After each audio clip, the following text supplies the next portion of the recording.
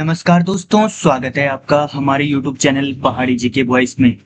दोस्तों, आज की वीडियो में हम करने वाले हैं उत्तराखंड हाईकोर्ट कनिष्ठ सहायक परीक्षा 2026 के लिए एक बहुत ही महत्वपूर्ण फाइनल रिवीजन क्वेश्चन पेपर। दोस्तों, 23 अगस्त 2026 को आपकी परीक्षा है, इसलिए आज की इस वीडियो को आप बिल्कुल परीक्षा के अंतिम रिवीजन की तरह देखिए। दोस्तों, ये मत सोचिए कि परीक्षा नहीं होगी, परीक्षा होने वाली है। परीक्षा के लिए व्यवस्थाएं भी होने लग गई हैं। ऐसा नहीं कि आपने सोचा होगा कि उस टाइम दो परीक्षाएं हैं तो उसकी वजह से कैंसिल हो सकता है, वैसा कुछ नहीं है। परीक्षा के लिए व्यवस्था के आदेश भी दिए जा चुके हैं, तो इसलिए आप बिल्कुल भी थोड़ा भी इसमें लापरवाही मत करना। ठीक है दोस्तों, इस वीडियो में हम कुल 140 महत्वपूर्ण प्रश्नों को करने वाले हैं, जिसमें उत्तराखंड सामान्य ज्ञान के साथ साथ हिंदी, रीजनिंग, कंप्यूटर, इतिहास, भूगोल, अर्थशास्त्र, राजनीतिक शास्त्र और समसामयिक से संबंधित महत्वपूर्ण प्रश्न शामिल हैं इसके सिलेबस के हिसाब से। ठीक है दोस्तों, मेरा आपसे बस एक ही कहना है कि वीडियो को केवल सुनिए मत, हर प्रश्न का उत्तर पहले खुद दीजिए, उसके बाद अपना उत्तर मिलाइए। जहां उत्तर गलत हो उसे जरूर नोट कर लीजिए, क्योंकि यही आपकी सबसे अच्छी रिवीजन होगी। और दोस्तों, एक बात बिल्कुल स्पष्ट है कि हम यह दावा नहीं करते हैं कि यही प्रश्न परीक्षा में आएंगे, लेकिन ये प्रश्न परीक्षा के सिलेबस और महत्वपूर्ण टॉपिक को ध्यान में रखकर फाइनल रिवीजन के लिए तैयार किए गए हैं, तो आ भी सकते हैं। तो वीडियो को अंत तक जरूर देखिए, क्योंकि हो सकता है कि आज का कोई भी प्रश्न आपकी तैयारी में छूटा हुआ टॉपिक याद करा दे। चलिए दोस्तों, बिना समय बर्बाद किए शुरू करते हैं उत्तराखंड हाईकोर्ट कनिष्ठ सहायक परीक्षा 2026 का फाइनल रिवीजन 140 महत्वपूर्ण प्रश्न। तो शुरू करते हैं प्रश्न नंबर 1। दोस्तों, प्रश्न नंबर 1 है आपका कि उत्तराखंड की निम्नलिखित नदियों में से कौन सी नदी पश्चिमी रामगंगा की सहायक नदी है। तो दोस्तों, कौन सी नदी सहायक नदी नहीं है? तो दोस्तों, कौन सी नदी पश्चिमी रामगंगा की सहायक नदी नहीं है? तो आप यहाँ पर ऑप्शन देख लो, उसके बाद आंसर दे देना। तो पहला है लिसार, गंगास, बीनो, देवघाट। तो इनमें से कौन से पश्चिमी जो रामगंगा की सहायक नदी नहीं है, तो कौन नहीं है दोस्तों? तो वो नहीं है आपका ऑप्शन नंबर ए, लिसार जो है आपकी पश्चिमी रामगंगा की सहायक नदी नहीं है। लिसार नदी पूर्वी धौली गंगा की सहायक नदी है, जबकि गंगास, बीनो तथा देवघाट पश्चिमी रामगंगा की सहायक नदी है। चलते हैं दोस्तों अगले प्रश्न की ओर। अगला प्रश्न है आपका, अलकनंदा तथा मंदाकिनी नदी का संगम निम्नलिखित में से किस स्थान पर होता है? तो अलकनंदा तथा मंदाकिनी नदी का संगम किस स्थान पर होता है? तो ऑप्शन देख लीजिए आप। ऑप्शन है आपका विष्णुप्रयाग, रुद्रप्रयाग, कर्णप्रयाग और देवप्रयाग। तो इसमें सही आंसर क्या होने वाला है? तो इसमें जो सही आंसर है दोस्तों, वो है ऑप्शन नंबर बी, रुद्रप्रयाग।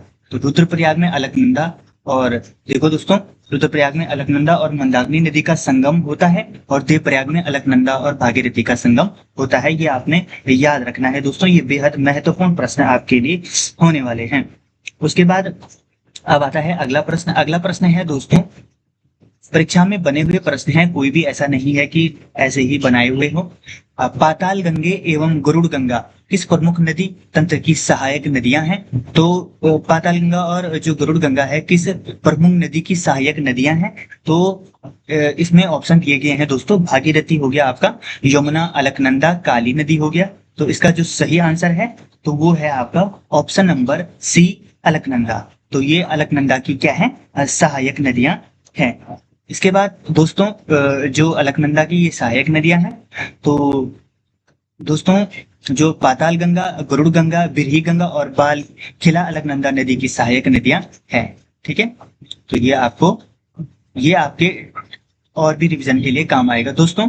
इसमें कुछ थोड़ा गलती हो सकती है, मतलब टाइपिंग में अगर कहीं पर गलती हो गई हो तो उसको थोड़ा सुधारने में हमारी मदद करना। आप कमेंट में बता देना यहाँ पर थोड़ा गलती हो चुकी है, किसी का आंसर भी थोड़ा गलत हो सकता है कहीं पर भी।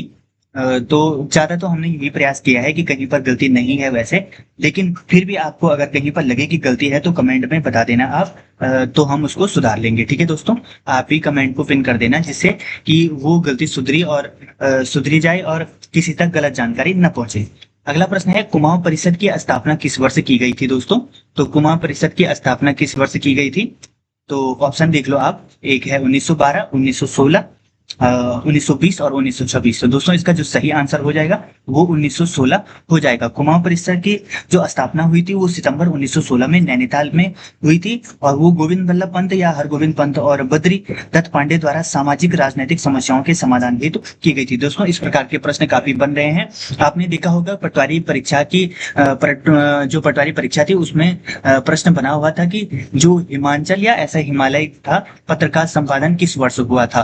ठीक है, 1948 में था वो। तो उस हिसाब से आपको देखो मैंने प्रश्न बनाए हुए हैं और ये प्रश्न आएंगे जरूर। ठीक है, कोई भी आ सकता है। कुमाऊं परिषद की स्थापना 1916 में नैनीताल में गोविंद बल्लभ पंत, हरगोविंद पंत और बद्रीदत्त पांडे द्वारा सामाजिक राजनीतिक समस्याओं के समाधान हेतु की गई थी। अगला प्रश्न आपका आ जाता है अब कि कुमाऊं का इतिहास पुस्तक के लेखक कौन है। तो कुमाऊं के का जो इतिहास पुस्तक के लेखक हैं आपके तो ये हैं आपके बद्रीदत्त पांडे जी। ठीक है, तो ऑप्शन नंबर बी इसका सही आंसर है। कुमाऊं का इतिहास प्रसिद्ध स्वतंत्रता सेनानी बद्रीदत्त पांडे द्वारा 1937 में जेल प्रवास के दौरान लिखा गया था। इसके बाद अगला प्रश्न है प्रश्न नंबर 6। 1857 की क्रांति के दौरान उत्तराखंड के किस क्षेत्र में क्रांतिवीर नामक नाम से गुप्त संगठन बनाया गया था और यह किसने चलाया था। ठीक है, तो दोस्तों जो 1857 में जो वो चला था क्रांतिवीर नामक जो गुप्त संगठन था तो ये आपका चंपावत काली कुमाऊं में चला था। और कालू मेहरा ने जो काली कुमाऊं क्षेत्र चंपावत में ये संगठन चलाया था और स्वतंत्रता संग्राम में सक्रिय भूमिका निभाई थी। इन्हें उत्तराखंड का पहला स्वतंत्रता सेनानी भी कहा जाता है। तो ये प्रश्न भी आपको अपनी नोटबुक में लिख देना है। इसके बाद दोस्तों अगला प्रश्न है उत्तराखंड राज्य की सबसे ऊंची पर्वत चोटी जो नंदा देवी है उसकी मुख्य ऊंचाई कितनी है दोस्तों। तो ये तो लगभग सभी को याद होगा, फिर भी मैं इसका आंसर आपको बता देता हूँ। तो इसका जो सही आंसर है वो है 7816 मीटर। ठीक है, नंदा देवी मुख्य चोटी उत्तराखंड की सबसे ऊंची चोटी है जिसकी ऊंचाई 7816 मीटर है। यह चमोली जिले में स्थित है। ये प्रश्न में आ सकता है कि नंदा देवी पर्वत चोटी किस जिले में स्थित है उत्तराखंड के। ठीक है, तो ये चमोली जिले में स्थित है। अगला प्रश्न आपका आ जाएगा प्रश्न नंबर 8। दोस्तों ये परीक्षा में काफी बार बन चुका है और मैंने आपको इसका वो भी बताया है कि ये किस किस परीक्षाओं में बना हुआ है। दोस्तों उत्तराखंड एसआई परीक्षा में भी ये प्रश्न बना हुआ था। एक वीडियो में मैंने इसके बारे में काफी विस्तार जानकारी दी है। अगर आपने वो वीडियो नहीं देखे तो वो भी वीडियो देख लेना, आपके लिए काफी महत्वपूर्ण रहेगा क्योंकि ये प्रश्न बहुत बार बनता है। दोस्तों लिपुलेख दर्रा जो उत्तराखंड के किस जिले में स्थित है जो चीन तिब्बत सीमा को जोड़ता है। तो लिपुलेख दर्रा जो है आपका लिपुलेख दर्रा ये उत्तराखंड में आपके किस जिले में है। तो इसका आंसर जो सही आंसर है वो है पिथौरागढ़ जिले में। तो पिथौरागढ़ जिले में आपका लिपुलेख दर्रा है। और जो लिपुलेख है दारमा और जो नयांग दर्रे पिथौरागढ़ जिले में स्थित हैं। लिपुलेख दर्रे से होकर मानसरोवर यात्रा क्या की जाती है, आयोजित की जाती है। दोस्तों आपके दिमाग में एक सवाल जरूर आता होगा कि जब आप सीधे डायरेक्ट आंसर ही बताते हो तो ये ऑप्शन देने की क्या आवश्यकता है। दोस्तों ये ऑप्शन मेरे लिए नहीं है, ये आपके लिए है। जैसे आप क्या कर सकते हो कि ऑप्शन में एक परीक्षा जैसा माहौल आपका बन जाएगा और आप प्रश्न देखोगे तो अनुमान लगा पाओगे कि कहाँ तक तैयारी हो। क्योंकि मैं आपको दो ऑप्शन दूंगा तो आप एक ना एक तुक्का लग जाएगा। इसमें जब जो ट्रिकी क्वेश्चन फंस जाते हैं तब थोड़ा कंफ्यूज हो जाते हैं। ठीक है दोस्तों, तो इसलिए मैंने ये है और ज्यादा टाइम वेस्ट नहीं करना चाहता हूँ मैं, इसलिए मैं ऐसे सीधे आंसर बता देता हूँ। ठीक है दोस्तों, मैं ऐसे भी बता सकता हूँ सीधे कि लिपुलेख दर्रा है पिथौरागढ़, बस हो गया। लेकिन ऐसा भी बता सकता हूँ कि चमोली में है, उत्तरकाशी में है, पिथौरागढ़ में। ये तो आपको भी दिख रहा है ना ऑप्शन में है क्या, लेकिन इससे क्या होगा आपका टाइम वेस्ट नहीं होगा। ठीक है, आप वीडियो पॉज करके भी आंसर मिला सकते हो अपना और अपना पूरा चेक कर सकते हो कि कितनी नंबरें आपकी बन रही है। तो दोस्तों जो लिपुलेख दारमा और नयांग दर्रे पिथौरागढ़ जिले में स्थित है और लिपुलेख दर्रे से होकर मानसरोवर यात्रा आयोजित की जाती है। दोस्तों इस प्रकार से भी कभी प्रश्न बन सकता है कि नयांग दर्रा कहाँ स्थित है, किस जिले में स्थित है, दारमा जो दर्रा है वो किस जिले में स्थित है। तो आपको ये भी नोट कर देना है। अब इसके बाद आता है प्रश्न नंबर 9। आता है आपका कुमाऊं में किस चंद शासक को मूर्ख शासक या सिरती कर लगाने हेतु जाना जाता है। तो कुमाऊं में सिरती कर लगाने हेतु जाना जाता है आपका ऑप्शन नंबर बी देवीचंद को जाना जाता है। दोस्तों देवीचंद को उसकी जो फिजूल खर्ची और अदूरदर्शी नीतियों के कारण कुमाऊं का मोहम्मद बिन तुगलक या मुगल मूर्ख शासक कहा जाता है। ठीक है दोस्तों, अगला प्रश्न आपका आ जाएगा प्रश्न नंबर 10। कत्यूरी राजवंश की कुल देवी के रूप में किस देवी को पूजा जाता है। तो किस देवी की पूजा की जाती थी?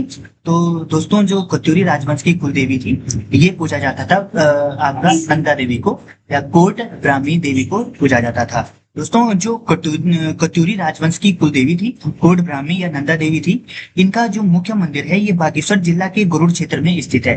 कहाँ है? बागेश्वर जिले के गुरुड़ क्षेत्र में। कभी भी इस प्रकार से भी आ जाता है। ये कत्यूरी राजवंश की कुल देवी जो कोट ब्राह्मी या नंदा देवी है, उनका जो क्या कहते हैं कि मंदिर है वो कहाँ है, ठीक है, तो ये भी आ जाता है। तो ये भी आपको जरूर नोट करना है। इसके बाद दोस्तों आपका अगला प्रश्न आ जाएगा, गोरखा शासन के दौरान टीका भेंट और सांगा कर किस पर लिया जाता था? तो गोरखा शासन के दौरान जो टीका भेंट और सांगा कर था, किस पर लिया जाता था? तो ये लिया जाता था दोस्तों शुभ अवसरों और विवाह उत्सवों पर ये कर लिया जाता था। इसमें क्या होता था दोस्तों कि गोरखा काल में जो टीका भेंट होती थी या शुभ अवसरों पर जो त्योहार पर लिया जाता था, तो ये उपहार या कर था, ठीक है, उपहार या कर होता था ये। अगला प्रश्न आपका आ जाएगा, बेहद महत्वपूर्ण है। टिहरी रियासत का भारत संघ में विलय किस तिथि को हुआ है? तो ये प्रश्न भी मैंने आपको काफी बार बताया हुआ है और परीक्षा में भी काफी बार बना हुआ है। तो टिहरी रियासत का जो भारतीय संघ में विलय हुआ था, ये हुआ था आपका ऑप्शन नंबर बी, 1 अगस्त 1949 को हुआ था। दोस्तों 1 अगस्त 1949 को टिहरी रियासत के अंतिम महाराजा कौन थे? मानवेंद्र शाह ने विलय पत्र पर हस्ताक्षर किए थे और यह संयुक्त प्रांत उत्तर प्रदेश का कितना 50वां जिला बना दिया गया था। इसके बाद आता है अगला प्रश्न। अगला प्रश्न है आपका, रवाई कांड तिलाड़ी जो कांड है किस वर्ष घटित हुआ था? दोस्तों ये मत सोचना कि ऐसे प्रश्न नहीं बनेंगे। आपने देखा होगा जब मैचिंग वाले प्रश्न आते हैं बॉक्स वाले, तो उसमें ये काफी महत्वपूर्ण होता है। अगर ऐसा नहीं बना तो वैसा जरूर बनेगा। यहाँ तो आपको सरल पड़ जाएगा लेकिन वहां बहुत महंगा पड़ जाएगा, इसलिए आपको इसकी सटीक तैयारी करनी है। तो रवाई कांड तिलाड़ी कांड किस वर्ष घटित हुआ था? तो ये हुआ था आपका 30 मई 1930 को घटित हुआ था, ठीक है। तो 30 मई 1930 को खिलाड़ी जो उत्तरकाशी में वन अधिकारियों की रक्षा हेतु तो एकत्रित निहत्थे ग्रामीणों पर जो टिहरी रियासत के दीवान चक्रधर जुयाल के आदेश पर क्या की गई थी? गोली चलाई गई थी, ठीक है। अब आता है अगला प्रश्न। अगला प्रश्न है दोस्तों आपका, सल्ट की जो क्रांति है, कुमार की घटना, तो ये कब हुई थी? ये 5 सितंबर 1942 को हुई थी। तो पहला प्रश्न तो यही बन गया। इसे महात्मा गांधी ने क्या नाम दिया था? तो इसे महात्मा गांधी ने नाम दिया था आपका उत्तराखंड का बारडोली। इससे भी मैंने काफी आपको प्रश्न बताए हुए हैं जो परीक्षा में बने हुए हैं और बनने की काफी संभावना रहती है दोस्तों इनकी, तो आपको एक भी प्रश्न छोड़ना नहीं है। सल्ट अल्मोड़ा क्षेत्र के जन आंदोलन एवं बलिदान से प्रभावित होकर महात्मा गांधी ने इसे कुमाऊं का क्या कहा था? बारडोली कहा था। इसके बाद दोस्तों अगला है प्रश्न नंबर 15 में है, उत्तराखंड राज्य गठन हेतु गठित कौशिक समिति ने राज्य की प्रस्तावित राजधानी कहाँ सिफारिश की थी? दोस्तों एक बात बता दूं मैं आपको, इसके लिए आप 1 घंटा जरूर निकाल देना। 1 घंटे आराम पे बैठ जाना, आपका कुछ नहीं बिगड़ेगा। चाहे ये प्रश्न आपको अच्छे लगे चाहे न लगे, इनको बहुत मेहनत से बनाया हुआ है और परीक्षा में काफी बार ये पूछे जा चुके हैं और पूछने की पूरी पूरी संभावना है। जो सेम मैंने लिखा है शायद वो न बने, लेकिन जो मैंने एक्सप्लेनेशन की है इसके उस हिसाब से या 20 से जो भी मैं प्रश्न ले रहा हूँ वो बनने की बहुत ज्यादा संभावना है। एक बार आप 1 घंटे जो टाइम वेस्ट अलग चीजों में करते हो, इसको आप दे दोगे ना तो आपके लिए बहुत बेनिफिट हो जाएगा दोस्तों। तो और आपकी मर्जी है, जबरदस्ती तो कुछ नहीं है कि देखो ही देखो, लेकिन आपको वो अनुमान तब होगा जब आप एक बार परीक्षा दे दोगे, तब होगा कि अगर 2-3 क्वेश्चन भी यहाँ से बने तो आप समझोगे कि यार बहुत गलती हुई है, नहीं देखा है, ठीक है। 1 घंटे रील स्क्रॉल करने में चली जाती है, लेकिन अगर इसको स्क्रॉल करोगे तो काफी बेनिफिट होगा, लॉस कहीं भी नहीं होगा। चाहे कुछ नहीं होगा तो कम से कम आपका रिवीजन हो जाएगा। यहाँ नहीं बनेगा तो किसी ना किसी परीक्षा में जरूर बनेगा। अब तो ये परीक्षा का ही दौर चल रहा है, कभी भी कोई भी परीक्षा हो सकती है, ठीक है। तो 15 का मैं आपको आंसर बता देता हूँ। 15 का जो आंसर है आपका, उत्तराखंड राज्य में गठित कौशिक समिति ने प्रस्तावित राजधानी कहाँ सिफारिश की थी? तो गैरसैंण को बनाने के लिए कौशिक समिति ने क्या की थी? सिफारिश की थी। तो वर्ष 1994 में मुलायम सिंह यादव सरकार द्वारा गठित जो रमाशंकर कौशिक समिति ने पृथक उत्तराखंड राज्य और उसकी राजधानी गैरसैंण बनाने की क्या की थी दोस्तों? सिफारिश की थी। इसके बाद आता है अगला प्रश्न नंबर 16। प्रश्न नंबर 16 है आपका, मुजफ्फर नगर जो रामपुर तिराहा गोलीकांड की जो दर्दनाक घटना है किस तिथि को हुई थी दोस्तों? तो मुजफ्फरनगर रामपुर तिराहा गोलीकांड की जो दर्दनाक घटना थी ये किस तिथि को हुई थी? तो ये हुई थी आपकी ऑप्शन नंबर बी 2 अक्टूबर 1994 को हुई थी। ठीक है, 2 अक्टूबर 1994 को दिल्ली में आयोजित रैली में भारत लेने जा रहे उत्तराखंड राज्य आंदोलनकारियों पर मुजफ्फरनगर के रामपुर तिराहा पर पुलिस द्वारा बर्बरता गोलीबारी की गई थी। ठीक है दोस्तों, इसके बाद आपका आ जाएगा अगला प्रश्न। आपने देखा होगा जो मैंने ये प्रश्न बना रखा है, इसकी तर्ज पर ही आजकल प्रश्न बन रहे हैं कि प्रसिद्ध लोकगीत बेड़ो पाको बारहमासा की तर्ज की रचना एक स्वर किसने प्रदान किया था दोस्तों? तो इसी प्रकार के आप देख रहे होंगे प्रश्न बन रहे हैं। तो जो बेड़ो पाको बारहमासा की जो तर्ज पर जो किया है, ये दोस्तों स्वर्गीय मोहन जो उप्रेती जी थे, इनके ऊपर किया गया है। कुमाऊनी लोकगीत बेड़ो पाको बारहमासा को संगीतबद्ध और विश्व प्रसिद्ध बनाने का श्रेय मोहन उप्रेती एवं बृजलाल साहू जाता है। तो ये भी आपके लिए काफी महत्वपूर्ण होने वाला है।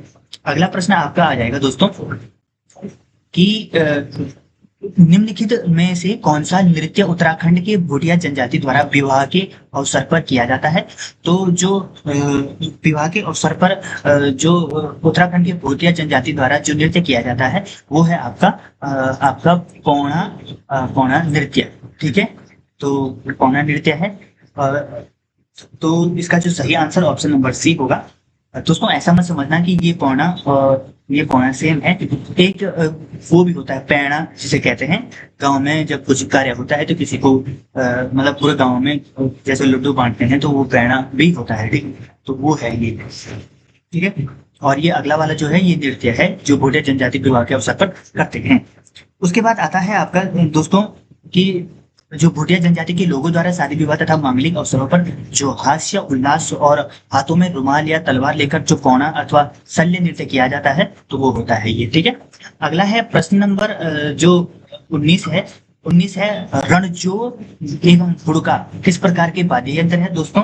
तो ये रणजोर एवं हुड़का है आपके, ये काफी बार परीक्षा में पूछा जा चुका है। तो हुड़का आप हुड़का समझ सकते हो कि ये बजाने वाला होता है या किस प्रकार से, तो ये आप समझ रहे होंगे, मैं वो एक्सप्लेन नहीं कर पाता हूँ। हुड़का मतलब जैसे मतलब एक व्यवहारिक भाषा से समझो आप, तो ऐसे ही लग रहा है कि हाथ से बजाया जाता होगा। तो वैसे ही देखो, फूंक से बजाने वाला सुशील वाद्य यंत्र तो हो नहीं सकता, तो क्या हो सकता है? अवनरुद्ध, चर्म वाद्य यंत्र, घन वाद्य यंत्र और तात वाद्य यंत्र। दोस्तों इसमें ये चर्म वाद्य यंत्र ही हो सकता है। अवनद जो चर्म वाद्य यंत्र है वो ही हो सकता है इसमें। तो इसका जो सही आंसर है ये हो जाएगा आपका अवनद चर्म वाद्य यंत्र। दोस्तों सही आंसर है आपका ऑप्शन नंबर बी। हुड़का व ढोल अवनद जो चमड़े से बने हुए होते हैं, मढ़े हुए होते हैं वाद्य यंत्र हैं। ठीक है, अब अगला प्रश्न आ जाएगा, प्रश्न नंबर 20 है आपका उत्तराखंड में ऐपण किस कला रूप से संबंधित है दोस्तों? तो उत्तराखंड में ऐपण किस कला से संबंधित है दोस्तों? जो मैं प्रश्न आपको बता रहा हूँ ना, ये प्रश्न आपको पेड मिलेंगे। ठीक है, ये सब आपको पेड, इसके लिए आपको कम से कम 250, 300 रुपए, कोई 500 रुपए, 1000 तक आपको इस टेस्ट सीरीज के लिए देने होंगे। मैं आपको फ्री ऑफ कॉस्ट प्रोवाइड करा रहा हूँ।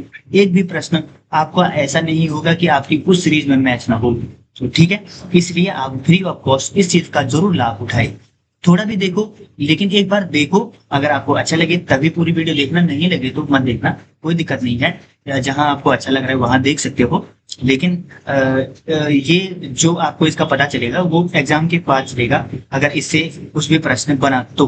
ठीक है, तो उत्तराखंड में जो ऐपण किस कला से संबंधित है? ये धरातलीय लोक चित्रकला जिसे रंगोली भी कहा जाता है। तो ऐपण कुमाऊं क्षेत्र की पारंपरिक देहरी एवं आगमन में चावल के घोल, विस्वार और गेरू से बनाई जाने वाली लोक चित्रकला है। दोस्तों मैं एक चीज आपको बता रहा हूँ, ऐपण गल किसे जाना जाता है, ऐपण गल के नाम से किसे जाना जाता है, तो ये आप कमेंट में जरूर बताना। ठीक है, अब आता है अगला प्रश्न, देवीधुरा या बगवाल मेला पाषाण युद्ध किस जिले में आयोजित होता है? तो देवीधुरा का जो बगवाल मेला है ये किस जिले में होता है दोस्तों? तो ये होता है आपका चंपावत में। ठीक है, तो चंपावत जिले के जो माँ बाराही मंदिर परिसर में देवीधुरा में रक्षाबंधन के दिन प्रसिद्ध बगवाल मेलो या पत्थरों का खेल आयोजित होता है। तो बगवाल मेलो अर्थात पत्थरों का खेल भी ऐसा भी मैचिंग में आ सकता है, तो इसको भी आपने याद करना है। कहाँ? चंपावत में माँ बाराही मंदिर परिसर में होता है ये। ठीक है, किस दिन होता है? रक्षाबंधन के दिन प्रसिद्ध बगवाल मेला। ठीक है, बगवाल मतलब दीपावली मत समझ लेना इसके हिसाब से, बगवाल मेले तो दीपावली ही होता है, लेकिन इसके हिसाब से मत समझ लेना। वहां ये रक्षाबंधन के दिन प्रसिद्ध बगवाल मेला लगता है, पत्थरों का खेल होता है, उसे बगवाल मेला कहा जाता है। अगला वहां कहा जाता है, ठीक है दोस्तों, बगवाल में दीपावली भी होती है, लेकिन वो प्रश्न पर डिपेंड करेगा कि आपको प्रश्न क्या पूछा गया है, तो उस हिसाब से आप इन दोनों चीजों में बिल्कुल भी कंफ्यूज मत होना। अब आता है आपका प्रश्न नंबर 22 कि जाग मेला, ठीक है, बहुत इंपॉर्टेंट है। जाग मेला जहां नंगे पांव दहकते अंगारों पर नृत्य किया जाता है, किस जिले में, किस जिले में लगता है दोस्तों? तो जाग मेला लगता है आपका रुद्रप्रयाग जिले में। तो रुद्रप्रयाग जिले के गुप्त काशी के पास स्थित जागधार में जाग देवता का मेला आयोजित होता है, जहां पुजारी नंगे पैर अंगारों पर चलते हैं। जिन्हें पता नहीं है कि ये गुप्त काशी कहाँ है दोस्तों, तो रुद्रप्रयाग से थोड़ा आगे चलकर उसके बाद अगस्त्यमुनि आएगा, अगस्त्यमुनि से थोड़ा आगे चलोगे तो उसके बाद भीरी आता है, भीरी से आगे थोड़ा आगे चलोगे, मतलब लास्ट बता देता हूँ, उसके बाद आपका क्या आता है, गुप्त काशी, फाटा वगैरह ये आता है। तो केदारनाथ साइड वाली ये रोड है, ठीक है, तो ये भी आपको पता होना चाहिए। अगला प्रश्न आपका आ जाएगा दोस्तों, जौनसारी जनजाति के प्रमुख त्योहार माघ मेले में कौन से पारंपरिक जो नृत्य मुख्य रूप से किया जाता है? तो जौनसारी जनजाति में जो माघ मेले में कौन सा नृत्य मुख्य रूप से किया जाता है? तो ये किया जाता है आपका दोस्तों हारुल नृत्य। तो हारुल नृत्य जो होता है, जौनसारी समुदाय का सबसे प्रमुख लोक नृत्य हारुल है, जो रामशिला व अन्य उत्सवों पर किया जाता है। इसके बाद दोस्तों अगला प्रश्न आपका आ जाएगा, प्रश्न नंबर 24। दोस्तों रणदेव या मांगल गीत उत्तराखंड में किस अवसर पर गाए जाते हैं? तो रणदेव जो मांगल गीत होते हैं ये किस अवसर पर गाए जाते हैं? तो दोस्तों ये गाए जाते हैं आपके विवाह व मांगलिक कार्य के अवसर पर गाए जाते हैं। दोस्तों जो मांगलिक गीत होता है गढ़वाल व कुमाऊं में शुभ मांगलिक अवसरों जैसे नामकरण, जनेऊ और विवाह संस्कार के समय गाए जाते हैं, ठीक है, तो ये भी आपको ध्यान रखना है किसमें गाए जाते हैं। अब आता है अगला प्रश्न नंबर 25। उत्तराखंड की किस जनजाति में खाम खुमरी नामक पारंपरिक राजनैतिक पंचायत संस्था पाई जाती है? तो दोस्तों जो खाम खुमरी राजनैतिक संस्था पाई जाती है वो कहाँ पाई जाती है? तो इसका जो सही आंसर है वो है आपका ऑप्शन नंबर बी, जौनसारी में, ठीक है। तो जो जौनसारी समाज में ग्राम स्तर पर विवादों के निपटारे के लिए खुमरी नामक स्थान होती थी, जिसका मुखिया शाना कहलाता था। दोस्तों ये बेहद इंपॉर्टेंट प्रश्न है, मैं इसको हाईलाइट कर देता हूं, आप इसको नोट कर लीजिए, ठीक है। अब आता है आपका अगला प्रश्न, उत्तराखंड में वन भूमि का कुल प्रतिशत राज्य के कुल भौगोलिक क्षेत्रफल का लगभग कितना है? तो उत्तराखंड में जो वन भूमि का कुल प्रतिशत राज्य के कुल भौगोलिक क्षेत्र का कितना है? तो दोस्तों इसका जो सही आंसर है वो है आपका ऑप्शन नंबर बी, 67.05% है आपका ऑप्शन नंबर बी बिल्कुल सही है। और भारतीय वन स्थित रिपोर्ट ISFR के अनुसार उत्तराखंड का कुल रिकॉर्डेड वन क्षेत्र लगभग 67.05 है। किसके अनुसार है ये? ISFR के अनुसार।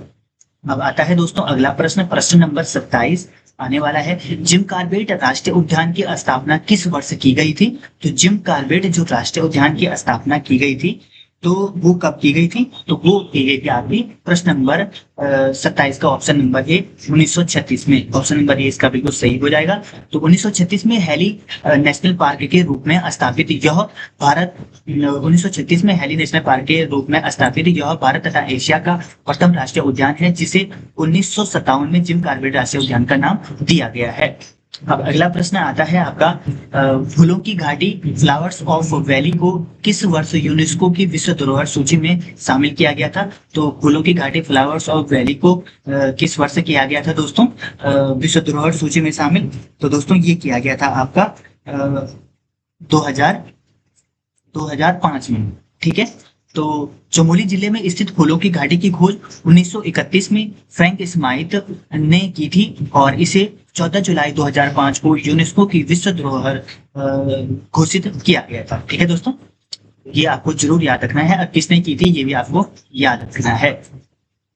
अगला है आपका प्रश्न नंबर 29, आसन बैराज पक्षी अभ्यारण्य है ये। आसन बैराज उत्तराखंड के किस जिले में स्थित है जिसे रामसर स्थल घोषित किया गया है? तो दोस्तों जो आसन बैराज है आपका ये आपका देहरादून जिले में है, ठीक है। और देहरादून जिले में किस नदी के तट पर है ये आपको बिल्कुल याद रखना है, ये यमुना नदी के तट पर स्थित है। आसन जो कंजर्वेशन रिजर्व आसन बैराज वर्ष 2020 में उत्तराखंड का क्या है? पहला रामसर स्थल बना है।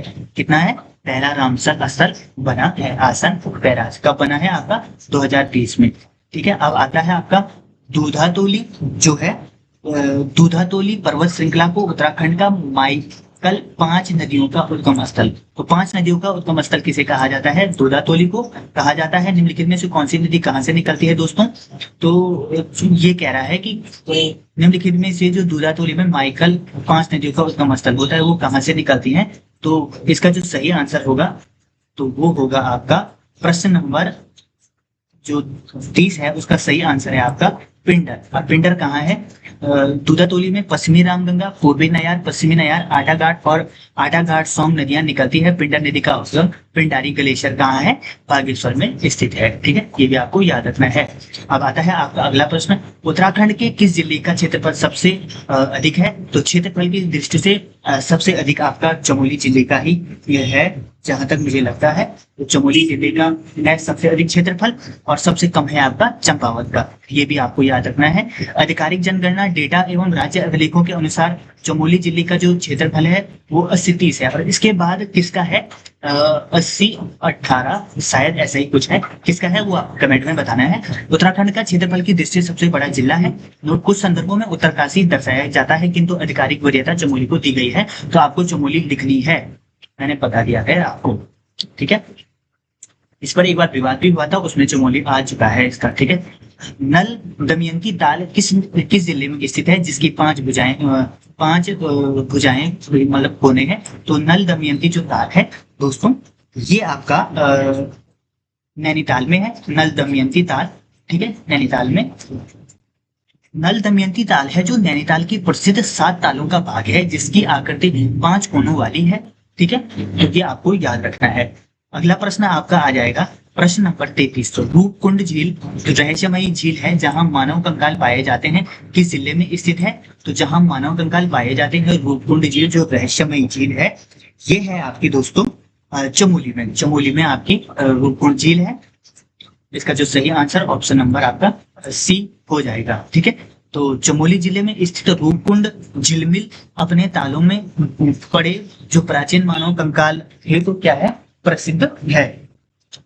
इसके बाद आपका अगला प्रश्न आ जाएगा आपका कि प्रश्न नंबर 34, केदारनाथ आपदा मंदाकिनी नदी बाढ़ किस वर्ष किस माह में? ठीक है, तो ये मंदाकिनी नदी में ये बाढ़ आई थी, कौन सी? जो केदारनाथ आपदा आई थी, ठीक है। और ये किस वर्ष आई थी और किस महीने आई थी? तो ये आई थी किस वर्ष? ये 2013 में आई थी। और किस माह आई थी? ये जून के महीने में आई थी। तो 16-17 जून 2023 को चोराबाड़ी ग्लेशियर के टूटने से मंदाकिनी नदी में आई जल प्रलय के कारण केदारनाथ क्षेत्र में भारी विभीषिका हुई थी। इसके बाद अगला प्रश्न आपका आ जाएगा कि चंडी प्रसाद भट्ट को किस वर्ष रेमन मैग्सेसे पुरस्कार से सम्मानित किया गया था? तो चंडी प्रसाद भट्ट है, इनको 1982 में जो रेमन मैग्सेसे पुरस्कार था, इसे सम्मानित किया गया था। तो पर्यावरण संरक्षण एवं चिपको आंदोलन के अग्रणीय नेता चंडी प्रसाद भट्ट को 1982 में सामुदायिक नेतृत्व हेतु रेमन मैग्सेसे को पुरस्कार दिया गया था, ठीक है। अब आता है उत्तराखंड के प्रथम भारत रत्न प्राप्त करता है, तो ये आपके एक ही है जो है पंडित गोविंद बल्लभ पंत। उत्तराखंड के प्रथम भारत रत्न प्राप्त करता है ये। तो स्वतंत्र सेनानी व भारत के पूर्व गृह मंत्री पंडित गोविंद बल्लभ पंत को वर्ष 1957 में भारत रत्न से सम्मानित किया गया था, ठीक है। तो ये आपके लिए बेहद इंपॉर्टेंट हो जाएगा। अगला प्रश्न आ जाएगा आपका कि चिंतामणि एक कला और बूढ़ा चांद जैसी काल जयी कृतियों के लिए सुमित्रा नंदन पंत को किस वर्ष ज्ञानपीठ पुरस्कार मिला था? तो सुमित्रा नंदन पंत को आपका चिंतामणि के लिए ज्ञानपीठ पुरस्कार कब मिला था दोस्तों? तो ये मिला था आपका 1968 में। ऑप्शन नंबर 20 का सही है, ठीक है। तो कौसानी में अल्मोड़ा में जन्मे छायावादी कवि जो है सुमित्रा नंदन पंत, छायावादी के चौथे स्तंभ में से एक ये स्तंभ बहुत महत्वपूर्ण है। उनकी जो कृति है चिदंबरा के लिए 1968 में हिंदी भाषा का प्रथम ज्ञानपीठ पुरस्कार मिला था और इन्हें साहित्य अकादमी पुरस्कार भी मिला था। ये किस लिए मिला था ये आपको कमेंट में बताना है। अब आता है आपका प्रश्न नंबर 38। उत्तराखंड विधानसभा की कुल 70 निर्वाचित सीटों में से अनुसूचित जाति SC तथा अनुसूचित जनजाति ST के लिए क्रमशः कितनी सीटें आरक्षित हैं? तो दोस्तों जो 38 का सही आंसर हो जाएगा वो हो जाएगा 13 SC के लिए, 2 ST के लिए है। अब जो 70 सदस्य विधानसभा में 13 सीटें एससी अनुसूचित जाति तथा 2 सीटें एसटी चक्राता और नानकमता अनुसूचित जनजाति हेतु आरक्षित हैं। अब आता है प्रश्न नंबर 39। उत्तराखंड उच्च न्यायालय की स्थापना कब हुई है? 9 नवंबर 2000 को। कहाँ की गई थी? तो ये 9 नवंबर 2000 को उत्तराखंड उच्च न्यायालय की स्थापना की गई थी आपकी ऑप्शन नंबर बी नैनीताल में। तो 9 नवंबर 2000 को राज्य गठन के साथ नैनीताल में देश के 20वें उच्च न्यायालय के रूप में उत्तराखंड हाई कोर्ट की स्थापना हुई थी। इसके बाद अगला प्रश्न आता है, उत्तराखंड के प्रथम मुख्यमंत्री कौन थे दोस्तों? तो उत्तराखंड के जो प्रथम मुख्यमंत्री थे ये थे आपके नित्यानंद स्वामी। दोस्तों ये प्रश्न बन सकता है कि निर्वाचित कौन थे और अंतरिम कौन थे, तो ये आपको जरूर कंफर्म करना है। तो नित्यानंद स्वामी 9 नवंबर 2000 को गठित अंतरिम सरकार के प्रथम मुख्यमंत्री थे और एनडी तिवारी प्रथम निर्वाचित मुख्यमंत्री थे। दोनों के दोनों हमने आपको बता दिए हैं। अब आता है आपका अगला प्रश्न, प्रश्न नंबर 41। उत्तराखंड राज्य का राजकीय पुष्प ब्रह्मकमल का स्थानीय नाम क्या है? तो उत्तराखंड का जो राजकीय जो ब्रह्मकमल है उसका स्थानीय नाम क्या है दोस्तों? तो ब्रह्मकमल का स्थानीय नाम होता है आपका कौल पदम। ठीक है, तो ऑप्शन नंबर 20 का सही हो जाएगा। ब्रह्मकमल ससूरियो अबेल्टा का स्थानीय नाम कौल पदम है। यह भारत में सौगंधिक पुष्प के नाम से क्या है? वर्णित है। अब आता है प्रश्न नंबर 42। ठीक है, हर्सिल क्षेत्र उत्तराखंड में किस फल के व्यावसायिक उत्पादन के लिए प्रसिद्ध है? तो ये है आपका सेब के लिए प्रसिद्ध है। ठीक है, उत्तरकाशी जिले का हर्सिल क्षेत्र विल्सन सेब जो होते हैं के उत्पाद के लिए पूरे भारत में क्या है? प्रसिद्ध है। ठीक है, अब आता है आपका अगला प्रश्न, उत्तराखंड जल विद्युत निगम यूजेबीएनएल का मुख्यालय कहाँ है? तो यूजेबीएनएल का मुख्यालय है आपका यूजेबीएनएल का मुख्यालय आपका है देहरादून। ठीक है, यूजेबीएनएल उत्तराखंड जल विद्युत निगम लिमिटेड, हाँ देहरादून है। यूजेबीएनएल का मुख्यालय है महारानी बाग उज्जवल जो देहरादून में स्थित है। ठीक है, तो ये आपको ध्यान देना है। अगला है प्रश्न नंबर 44। टिहरी बांध को स्वामी राम तीर्थ सागर नाम से भी जाना जाता है, तो किन दो नदियों के संगम पर है? तो किस पे है? भागीरथी अलकनंदा नहीं है, भागीरथी और भिलंगना। तो भागीरथी भिलंगना पर ही मुझे लगता है कि भागीरथी भिलंगना पर क्या है? आपका टिहरी बांध है। ठीक है, तो टिहरी बांध भागीरथी और भिलंगना नदी के संगम पर निर्मित भारत का सबसे ऊंचा 260.5 मीटर ऊंचा बांध है। ठीक है, अब आता है उत्तराखंड में पंतनगर कृषि विश्वविद्यालय की स्थापना किस वर्ष थी? तो उत्तराखंड में जो पंतनगर कृषि विश्वविद्यालय की स्थापना किस वर्ष हुई थी? तो प्रश्न नंबर जो 45 का आंसर आ जाएगा वो हो गया 1960 में, जो आपका उत्तराखंड में पंतनगर कृषि विश्वविद्यालय की स्थापना हुई थी। ऑप्शन नंबर 20 का सही हो जाएगा। और 17 नवंबर 1960 को देश के पहले कृषि विश्वविद्यालय गोविंद बल्लभ पंत कृषि एवं प्रौद्योगिकी विश्वविद्यालय की स्थापना पंतनगर में की गई थी। इसके बाद आता है अगला आपका प्रश्न नंबर 46। गढ़वाल राइफल की स्थापना किस वर्ष की गई थी? तो जो 46 का सही आंसर हो जाएगा, गढ़वाल राइफल की स्थापना 1887 में की गई थी। तो उत्तराखंड एसआई की परीक्षा में ये प्रश्न पूछा गया था, उत्तराखंड पुलिस में पूछा गया था, कनिष्ठ सहायक में पूछा गया था, जो हाई कोर्ट कोड एआरओ की परीक्षा हुई थी उसमें पूछा गया था। ठीक है, तो आपको ऐसा नहीं समझना है कि बहुत नॉर्मल प्रश्न है, कभी भी बन गए तो नॉर्मल के चक्कर में काफी नुकसान होगा आपको, आपकी मेहनत एक झटके में एक नंबर से चूक सकती है, इसलिए कहीं पर भी किसी को भी हल्के में नहीं लेना है, कभी भी कुछ भी बन सकता है। गढ़वाल राइफल का जो गठन हुआ था 5 मई 1887 को अल्मोड़ा में बालभद्र सिंह नेगी के प्रयासों से हुआ था, जिसका मुख्यालय बाद में लैंसडाउन कालाकोटांडा पौड़ी स्थानांतरित किया गया था। अब आता है आपका अगला प्रश्न, पेशावर कांड जो हुआ था 23 अप्रैल 1930 के नायक कौन थे जिन्होंने निहत्थे अफगानियों पर क्या चलाई थी? गोली चलाई थी। तो दोस्तों इसके जो नायक थे वो थे वीरचंद सिंह गढ़वाली। तो 2/18 गढ़वाल राइफल के हवलदार वीरचंद सिंह गढ़वाली ने पेशावर में खान अब्दुल गफर खान के लाल कुर्ती कार्यकर्ताओं पर गोली चलाने के ब्रिटिश आदेशों का क्या किया था? उल्लंघन किया था। अब आता है आपका प्रश्न नंबर 48। डोलापाल के आंदोलन का संबंध उत्तराखंड के किस सामाजिक सुधार से है? तो ये था दोस्तों ऑप्शन नंबर बी आपका शिल्पकारों के सामाजिक अधिकारों से संबंधित था। तो जयानंद भारती के नेतृत्व में शिल्पकारों को स्वर्ण जाति के समाज विवाह में डोलापालकी में बैठने का अधिकार दिलाने हेतु, ठीक है, उस टाइम जो शिल्पकार थे, जो दलित सामाजिक लोग थे, उनको डोला में बैठने का अधिकार नहीं था। ठीक है, तो इसलिए जो आपके जयानंद भारती जी हो गए, उन्होंने इनको ये अधिकार दिलाने के लिए क्या चलाया था? डोलापालकी आंदोलन चलाया था। ठीक है, तो जयनंद भारती के नेतृत्व में क्या हुआ था, शिल्पकारों को स्वर्ण जाति के समाज विवाह में डोला पालकी में बैठने का अधिकार मिला था। ठीक है, अब अगला प्रश्न आ जाएगा आपका प्रश्न नंबर 49 जो होगा कि श्रीदेव सुमन टिहरी रियासत के कुशासन के विरुद्ध कितने दिनों तक भूख हड़ताल के बाद 25 जुलाई 1944 को शहीद हो गई थी। तो दोस्तों इनकी जो भूख हड़ताल थी वो थी आपकी 84 दिन की भूख हड़ताल। इसके बाद ये शहीद हो चुके थे। श्रीदेव सुमन ने टिहरी जेल में प्रजातंत्र की स्थापना और प्रजामंडल की मांग हेतु 84 दिनों का ऐतिहासिक अनशन किया था। अब आता है अगला प्रश्न आपका कि उत्तराखंड के किस जिले में जाट भोटिया जनजाति के लोग मुख्य रूप से निवास करते हैं। तो उत्तराखंड में जो जाट भोटिया जनजाति के लोग अधिकांश जो निवास करते हैं ये करते हैं आपके उत्तरकाशी, जादोंग या जादूंगी, जाट गंगा घाटी में। ठीक है, जो जाट जनजाति होती है भोटिया जनजाति की एक उपजाति है जो उत्तरकाशी की जाट गंगा घाटी जनक ताल क्षेत्र में निवास करती है। इनकी भाषा रोम्बा है। ठीक है, अगला आता है दोस्तों मेथा और झुमरा किस जनजाति के पारंपरिक लोकगीत नृत्य हैं। तो मेरा और झुमरा जो है ये है आपके थारू जनजाति के। ठीक है, थारू जनजाति के लोक नृत्य हैं। थारू जनजाति उधम सिंह नगर में झुमरा नृत्य तथा होली पर खिचड़ी नृत्य विशेष रूप से प्रचलित है। अब आता है अगला पंडित नैन सिंह रावत का संबंध किस क्षेत्र से था। तो पंडित नैन सिंह रावत का संबंध आपका किस क्षेत्र से है। तो इसका जो सही आंसर है वो है आपका कार्टोग्राफी भू सर्वेक्षण सर्वेयर के पंडित नैन सिंह रावत का संबंध है। ठीक है, तो मुंशियारी पिथौरागढ़ के पंडित नैन सिंह रावत प्रसिद्ध जो अन्वेषण और भू सर्वेक्षण थे। उन्होंने बिना आधुनिक संस्थानों के तिब्बत व लहासा का नक्शा तैयार किया था।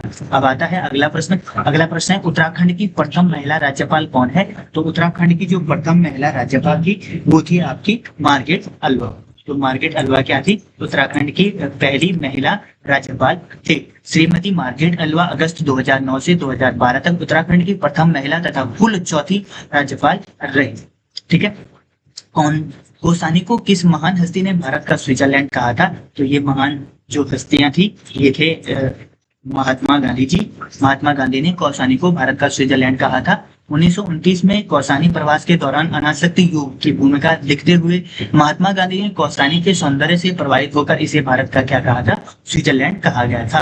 अब आता है अगला, कुमाऊं रेजिमेंट का मुख्यालय किस वर्ष आगरा से रानीखेत स्थानांतरित किया गया था। तो कुमाऊं रेजिमेंट का जो मुख्यालय था वो आपका किस वर्ष यहाँ से स्थानांतरित किया गया था। तो ये किया गया था आपका 1948 में स्थानांतरित किया गया था। तो कुमाऊं रेजिमेंट की स्थापना 1945 में हुई थी और मई 1948 में इसका अस्थायी मुख्यालय रानीखेत अल्मोड़ा बनाया गया था। अब आता है अगला प्रश्न नंबर 56। गोचर मेला चमोली की शुरुआत किस वर्ष आरसी कार्ले द्वारा व्यापारिक मेले के रूप में हुई थी। तो ये हुई थी आपकी प्रश्न नंबर जो 56 है उसका जो सही आंसर है ये हुई थी आपकी 1943 में। ठीक है, तो चमोली के डिप्टी कमिश्नर आरसी काले ने 1943 में भारत तिब्बत व्यापार को बढ़ावा देते हुए गोचर मेले की शुरुआत की थी। ठीक है, और अगला आता है आपका कटारमल का सूर्य मंदिर किस जिले में स्थित है जो अपनी कुतूरी कालीन स्थापत्य कला के लिए विख्यात है। तो जो अपनी ये किस जिले में स्थित है। तो दोस्तों ये है आपका अल्मोड़ा जिले में स्थित है। तो अल्मोड़ा से 17 किलोमीटर दूर स्थित कटारमल सूर्य मंदिर बड़ा आदित्य मंदिर राजा कटारमल द्वारा 10वीं और 11वीं शताब्दी में बनवाया गया था। अब आता है अगला प्रश्न, तराई बावर क्षेत्र में सिंचाई हेतु प्रसिद्ध शारदा नहर का निर्माण किस वर्ष हुआ था। तो तराई बावर क्षेत्र में प्रसिद्ध शारदा नहर का जो निर्माण हुआ था ये आपका 1928 में हुआ था। तो चंपावत के बनबसा में काली शारदा नदी पर निर्मित शारदा नहर का निर्माण कार्य 1928 में क्या हुआ था, पूरा हुआ था। इसके बाद अगला प्रश्न आता है, उत्तराखंड राज्य सूचना आयोग का गठन किस वर्ष किया गया था। तो उत्तराखंड जो राज्य सूचना आयोग का गठन हुआ था तो ये हुआ था आपका ऑप्शन नंबर इसका बी सही हो जाएगा, 2005 में हुआ था। तो सूचना का अधिकार अधिनियम 2005 के तहत उत्तराखंड राज्य सूचना आयोग का गठन 3 अक्टूबर 2005 को हुआ था। अब अगला और अंतिम प्रश्न है, कमलेश्वर मंदिर जहां निसंतान दंपति संतान प्राप्ति हेतु रात भर हाथ में दीपक लेकर पूजा करते हैं कहाँ स्थित है। तो ये आपका है श्रीनगर गढ़वाल पौड़ी में, श्रीनगर गढ़वाल या पौड़ी गढ़वाल जिसका जिले में स्थित है। तो पौड़ी गढ़वाल के श्रीनगर स्थित कमलेश्वर मंदिर में वैकुंठ चतुर्थी के अवसर पर खड़ा दिया दीपक अनुष्ठान होता है। दोस्तों इस तरीके से मैंने उत्तराखंड के पूरे प्रश्न करवा दिए हैं। अब इसके बाद देखो आप सेक्शन 2 है सामान्य हिंदी का, तो सामान्य हिंदी का है ये भी मैं पूरा करा दूंगा आपको सिर्फ एक कमेंट करना है। मैं आपके लिए पूरे का पूरा ये फ्री ऑफ कॉस्ट देने वाला हूँ। परीक्षा का दौर आ चुका है, आपको थोड़ा भी रिस्क नहीं लेना है, अपनी पढ़ाई करते रहिए और मेरी तरफ से आपको इस परीक्षा के लिए ढेर सारी शुभकामनाएं हैं। ऐसा मत सोचना कैंसिल होगी, कैंसिल जब होगी तब होगी, वैसे तो कैंसिल होगी नहीं क्योंकि जो परीक्षा कार्यक्रम है उसके लिए सभी आदेश दिए जा चुके हैं। तो आपको अपनी परीक्षा को ढंग से करना है। अगर आपको वीडियो अच्छी लगी तो वीडियो को लाइक शेयर सब्सक्राइब जरूर करें, अपने दोस्तों के साथ जरूर शेयर करें जिससे सब तक ये वीडियो पहुंच पाए और सब इसका लाभ ले सकें। आप एक सच्चे दोस्त बनो, किसी की मदद जरूर करो, जिससे क्या होगा कि किसी न किसी को ये अगर आप करना चाहते हो तो करो, नहीं करना चाहते हो तो नहीं करो। लेकिन मैं ये कह रहा हूँ कि आप ये सोचो कि किसी के पास अगर ये कंटेंट नहीं होगा, उसको अगर फ्री ऑफ कॉस्ट में आपके द्वारा आपके माध्यम से उसको मिल जाती है तो कितना उसको फायदा होगा। ठीक है, उसका रिवीजन हो जाएगा, तो उसकी प्रैक्टिस हो जाएगी, उसका जो नॉलेज होगा वो बढ़ जाएगा, पता चल जाएगा कि कितना अभी उसमें है, कितने पानी में है। तो इस हिसाब से आप अगर किसी को भेजोगे तो उसका भी फायदा हो जाएगा। अगर आपको वीडियो अच्छी लगी तो वीडियो को लाइक शेयर सब्सक्राइब जरूर करें। धन्यवाद।